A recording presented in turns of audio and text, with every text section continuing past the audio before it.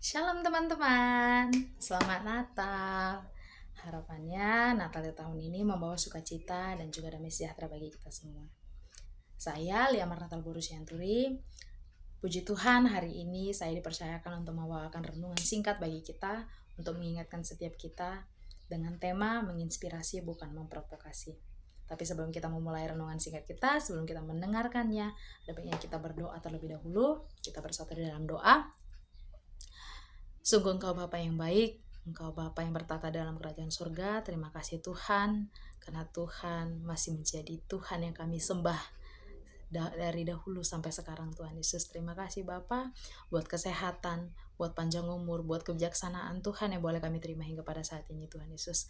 Terima kasih Bapa, jika sebentar kami Tuhan mau mendengarkan sebagian dari firman-Mu Tuhan. Tuhan berkati hati kami, Tuhan urapi hati kami, Tuhan menjadi hati yang mudah dibentuk, menjadi orang yang dengar-dengaran Tuhan akan firman Tuhan, bukan hanya mendengar tapi juga melaksanakan apa yang menjadi kehendak Tuhan. Terima kasih Bapa, kami juga bersyukur buat orang tua kami dan juga saudara-saudara kami Tuhan, jika mereka saat ini Tuhan masih menerima kesehatan, panjang umur, sukacita dan juga rezeki yang berlimpah yang daripada-Mu Tuhan Yesus. Kami mengucap syukur Tuhan Yesus. Terima kasih Tuhan, karena kami tahu jika kami mengandalkan Tuhan, kami tidak akan pernah berkekurangan. Terima kasih Bapa. Sebentar kami mendengarkan firman Tuhan, berotoritaslah Tuhan di dalam firman ini Tuhan. Biar apa yang disampaikan Tuhan sesuai dengan kehendak-Mu. Biar apa yang disampaikan sesuai dengan hati-Mu Tuhan Yesus. Terima kasih Bapa, kami berdoa dan bersyukur hanya dalam nama Tuhan Yesus Kristus kami berdoa. Amin. Jadi, seperti yang saya sampaikan tadi di awal, bahwasanya tema kita hari ini yaitu menginspirasi bukan memprovokasi. Dalam tema ada dua kata penting dan dua kata yang saling bertolak belakang. Yang pertama itu inspirasi dan yang kedua itu provokasi. Inspirasi itu ialah pengaruh yang membuat seseorang merasa energi positif, energi menenangkan, energi menyenangkan. Dan lawannya itu provokasi, yaitu tindakan yang sengaja, yang dengan sengaja dilakukan untuk menimbulkan respon negatif. Jadi biasanya memang provokasi ini cenderung ke arah yang negatif. Kita sebagai anak muda tentu tahu bahwasanya akhir-akhir ini, mulai sekarang ini, kita lebih aktif berbicara, kita lebih ekspresif lagi, kita lebih bebas lagi menyampaikan pendapat kita. Baik di media sosial, melalui TikTok, Facebook, Instagram, banyak hal, Twitter, ataupun secara langsung kita ketemu langsung dengan teman-teman kita. Dan sebenarnya setiap perkataan yang kita lontarkan itu memberikan pengaruh bagi yang mendengar.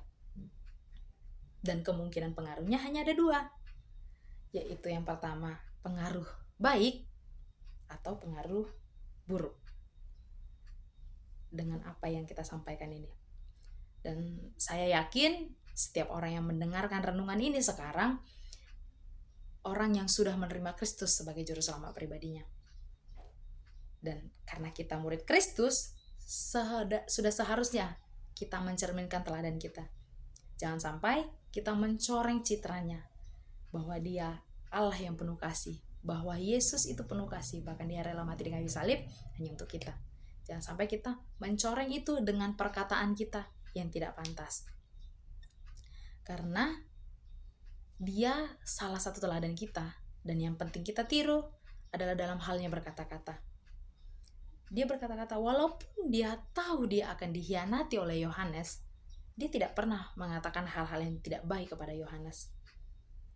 Bahkan dia hanya mempertanyakan sampai 3 kali, apakah engkau mengasihi aku? Hanya itu. Padahal dia sudah tahu. Padahal Yesus sendiri tahu bahwa dia akan dikhianati oleh Yohanes.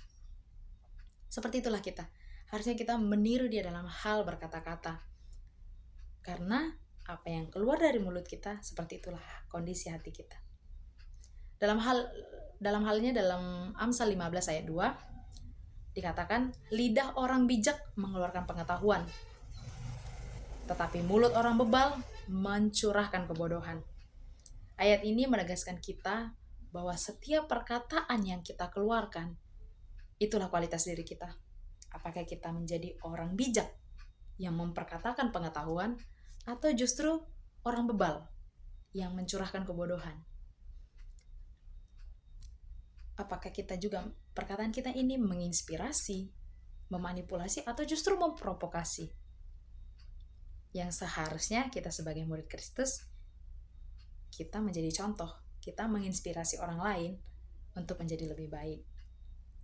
Seperti yang terjadi hari-hari ini juga, ketika mendekati pemilu tahun 2024, perbedaan pendapat setiap orang itu menjadi sorotan bagi kita. Dan itu menjadi sesuatu kekacauan di negara kita. Karena memang segitu hebatnya lah kuasa perkataan kita, yang bahkan bisa mengacaukan satu negara, satu Indonesia. Tapi selain dari itu, kita dengan membicarakan pemilu tahun 2024, ada lagi satu contoh yang paling relate dengan kehidupan kita sehari-hari, walaupun kita tidak mendekati pemilu, yaitu bergosip. Yang awalnya hanya berkumpul, ketawa-ketawa, canda tawa ringan. Tapi ketika itu dalam jangka waktu yang lama kita duduk barengan, pasti kita mulai membicarakan orang lain. Pasti kita mulai membicarakan keburukannya. Yang dengan sengaja dan penuh kesadaran. Maksudnya gini, kita udah tahu kalau kita membicarakan dia, kita membicarakan keburukannya, kita sudah berbuat dosa gitu. Karena saya, balik lagi seperti yang saya bilang di awal, saya yakin yang mendengarkan ini orang yang sudah menerima Kristus sebagai juru selamatnya. Jadi baiknya kita jangan melakukan hal itu. Karena kalau kita melakukan hal itu, artinya kita sudah memprovokasi orang lain untuk memandang negatif kepada orang yang kita bicarakan, kepada objek yang kita bicarakan. Makanya dari itu, marilah kita jangan seperti ini lagi. Karena saya pun sedang belajar untuk melakukan hal ini. Karena seringkali kita menganggap remeh dengan perkataan kita, dengan apa yang kita bicarakan. Kayak, ya udahlah, aku cuma nyampaikan sama si A kok. Gak mungkin lah langsung satu kota Jambi ini tahu bahwasanya aku membicarakan ini dengan seperti ini gitu. Kita seringkali menganggap remeh seperti itu. Padahal tanpa kita sadari, itu sampai dari mulut ke mulut, sampai akhirnya satu kota tahu bahwasanya kita sedang membicarakan si dia ini tadi gitu. Apalagi karena memang mendekati pemilu ini, saya udah lihat juga di Instagram, di TikTok, di Twitter, di Facebook, bertengkar karena perbedaan pendapat itu. Kita membicarakan mana nih yang paslon 1, paslon 2, paslon 3 gitu. Kayak kita berdebat dengan itu. Kenapa ini saling membicarakan keunggulannya gitu. Mari para murid Kristus, jika semua orang memanas akan banyak hal yang terjadi hari-hari ini, mari kita perkatakan hal-hal yang baik.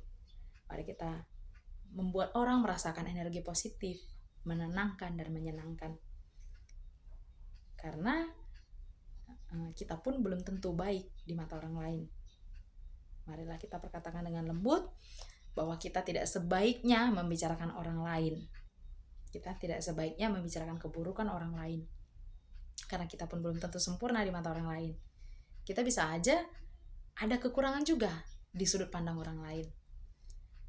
Contohnya kita juga jangan membicarakan keburukan orang lain itu dan kita menegurnya, kita di tempat umum. Jangan seperti itu.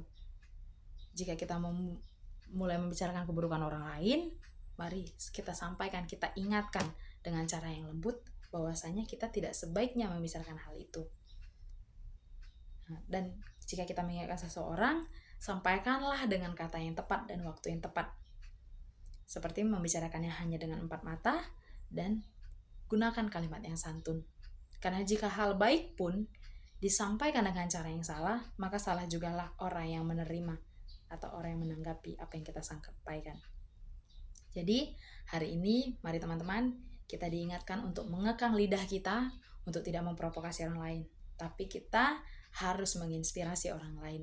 Lebih bijaklah berkata-kata dan libatkan selalu Roh Kudus untuk membimbing kita dalam berkata-kata. See you all and God bless. Tuhan Yesus memberkati. Sampai jumpa di renungan singkat selanjutnya.